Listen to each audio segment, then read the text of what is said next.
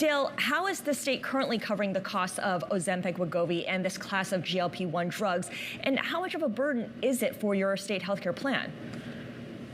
Our state health plan will be under siege because of the cost of this one drug. I have two examples with me. We're not questioning at the state of North Carolina how effective these drugs are, or whether people are getting off of them. What we're desiring in North Carolina is to pay the same price for this as they pay in Denmark for this. This is where the home country of Novo Nordisk is. If they will charge those in North Carolina who teach, who protect, and otherwise serve the same price that they charge the people in their home country, we can budget and get through this. But as Simone has already reported, in many instances, the cost of this drug is 4, 5, 6, or 7 times larger than what people in Denmark pay. So that's what we're after in order to keep our state health plan on behalf of those that teach, protect, and serve solvent. Treasurer Folwell, there's this thinking, I guess, that weight loss or obesity is sort of a discipline. It's a personal problem. It's not a medical problem. And someone at the recent board meeting that you were at essentially said, you know, we wouldn't cut cancer drugs, coverage of cancer drugs just because they're expensive. How did that play into your thinking when making the proposal to limit coverage? Well, our thinking is not emotional, it's not political, it's actually mathematical. The cost of this one drug, my wife always says to try to put things in context. This drug is being consumed by about 22,000 people right now on the state health plan. The General Assembly just paid out a 4% bonus to nearly 240,000 people. That 4% bonus is the exact same cost as $170 million for this one drug. So what we're trying to do is to figure out what's right, get it right, and keep it right. And we are not opposed to talking to Novo Nordisk about how they will lower this cost.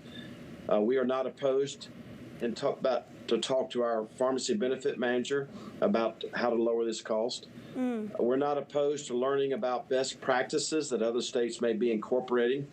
But all the states, all the private, and all the public health plans, including the federal government, are going to be under siege because of the cost of this one drug.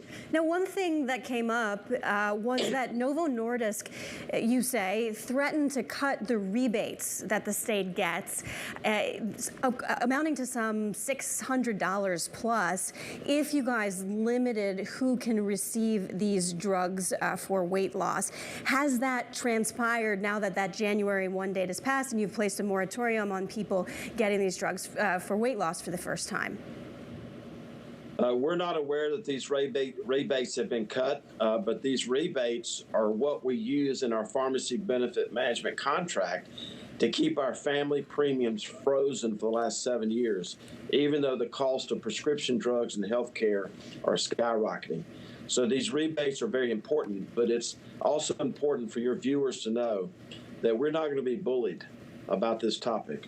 It's a very important topic when one drug could put the security of the state health plan and the solvency of the state health plan into question. Now, Novo Nordisk might be a Danish company, but it does have 3 plants in North Carolina to make obesity and diabetes drugs. Is there any concern that that could change? Well, let's start out by thanking Novo Nordisk for being an employer and a taxpayer in our state. But let's also recognize that one of my responsibilities as the keeper of the public purse and as the state treasurer is to approve water treatment plants and things of that nature. And over the last year, we have approved over $100 million for a water treatment plan for this company. So we understand the importance of this company as an employer and taxpayer. We continue to work with them so that their infrastructure needs can be met for the manufacture of this drug or any other drug. But at the end of the day, what we desire is to pay the same price for this drug as the people in their home country pay. If they will lower this price and charge us what they're charging people in their home country, as the state treasurer of North Carolina, I think we can budget our way through this.